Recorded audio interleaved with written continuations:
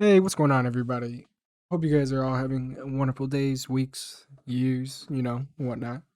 So in today's video, I will be teaching you the After Effects basic shortcuts that are good to know. When I first started editing, I wish I had known these shortcuts because it would have saved me so much time when editing. So the first shortcuts that I'm going to show you are going to be both applied for Windows and Mac. So let's get started. So we all know our very basic shortcuts. If we click S, that's for scale, right? And then if we click P, it's for position. And another shortcut that you want to know is, say you want to keyframe only this, but this is a pain. So if you right click on this and you go to separate dimensions, it'll separate it from X and Y. That's one good thing to know. All right, moving on. So now we have R. R is for rotation, and then T is for opacity. So this is how people do their fade in, fade out. As you guys can see here, I put it to 0, you know, partially faded.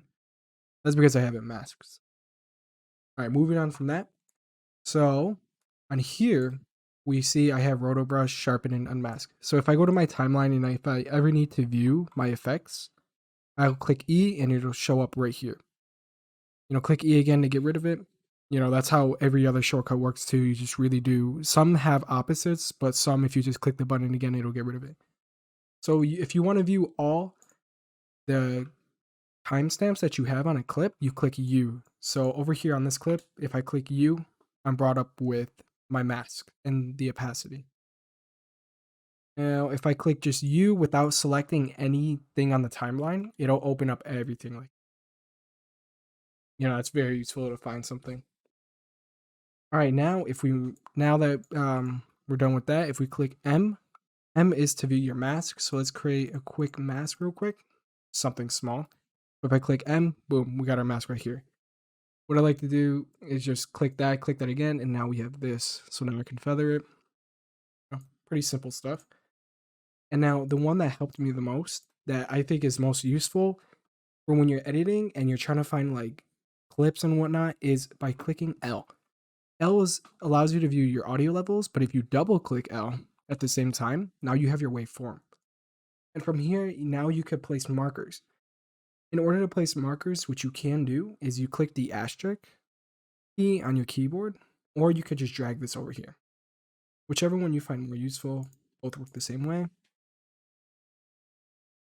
So moving on from that, now we have F9. F9, everyone knows it's to ease your keyframes. So if I go here and then just highlight, I'll do F9, there you go. Or you can right click it, go to keyframe assist, and then ease. Now we have the equals. The equal symbol allows you to zoom in on your timeline, while the minus symbol allows you to zoom out. Now we have a period. The period allows you to zoom into your composition, like so. And if you use the comma, then it'll zoom out. So those are our basic shortcuts that can help when doing simple transitions or just, trying to complete something. Let's move on to another set of simple shortcuts.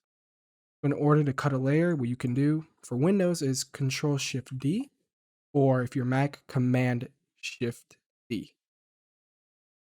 Now, if you want to get rid of something, if you want to just completely cut the clip, click Control X, like so, or Command X if you're on Mac.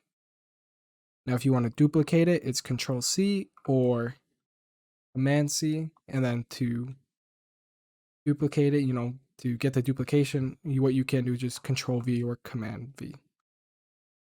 Now, in order to select everything that you want, you can do Control A or Command A, and it'll select everything in here.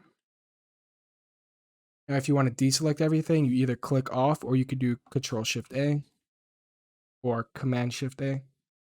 Now, obviously, this is a given, but if you want to save your file, you just do Control S or Command S if you're on Mac. Now, these two shortcuts are probably lifesavers.